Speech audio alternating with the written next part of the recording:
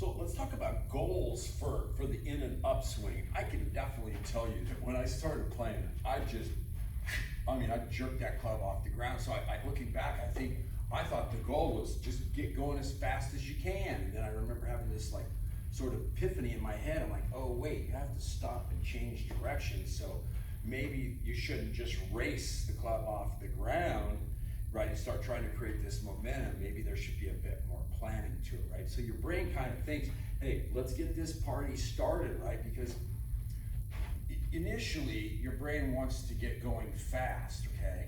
Early, but where should we be going fast? Late, not early. So what is the purpose? What are the goals of completing the in and upswing?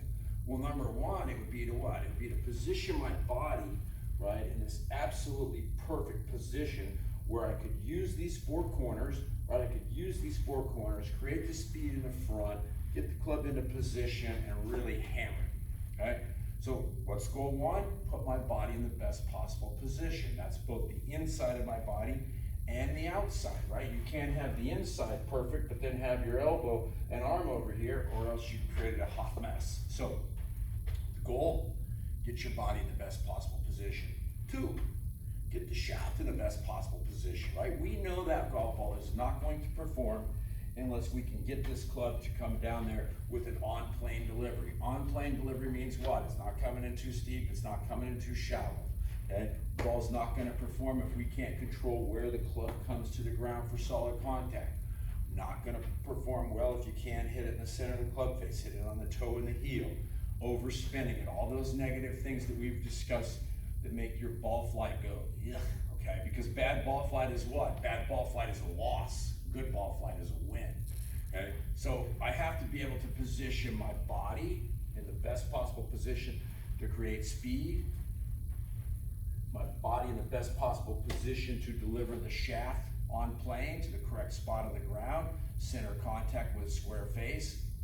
Those are the goals, right? That's the goal that I'm looking for, is to position my body in the shaft in a perfect position. And you go, well, hey Jeff, you know, I looked at 20 different people on the tour, you know, I screenshotted them all when they're at the top of the swing and they all look different. Absolutely, they do. You know, I'll give you three number one players or former number one players in the world, right? Dustin Johnson, when you look at him on a down the line view, right, his left arm is positioned somewhere up in here. And you go, what about John Rahm? John Rahm's left arm, right, positioned lower, and then who's in the middle of those two? Tiger Woods, right? So, you know, you'd have Rahm over here, Tiger here, Dustin Johnson. So you go, well, they don't look alike. Do they use four corners to turn? They do. Do they use their shoes to stabilize? They do. Do they have their head stabilized in the right position? They do, okay? Just because the way you're built, right, some people will come in from a little bit more upright angle, some will come in from a little bit shallower angle, some will come in a mid angle, okay?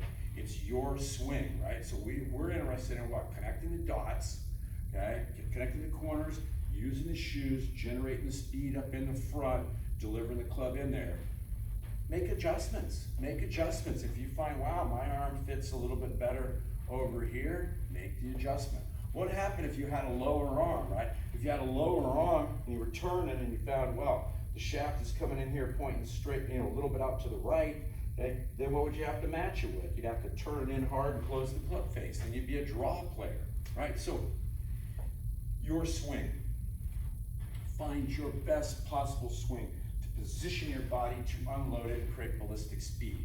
Position your arms in the shaft in the best possible position to work with what you're doing on here on the front and to control it on the back, have the timing, and put it in there, right? So it's not one suit doesn't make everybody look good, right? No, it doesn't, okay? But all these are constants, right? Four corners, angles, shoes, elbow, wrist, all constants. You want to have a little latitude of where your arm fits? It's fine. See you at the next video.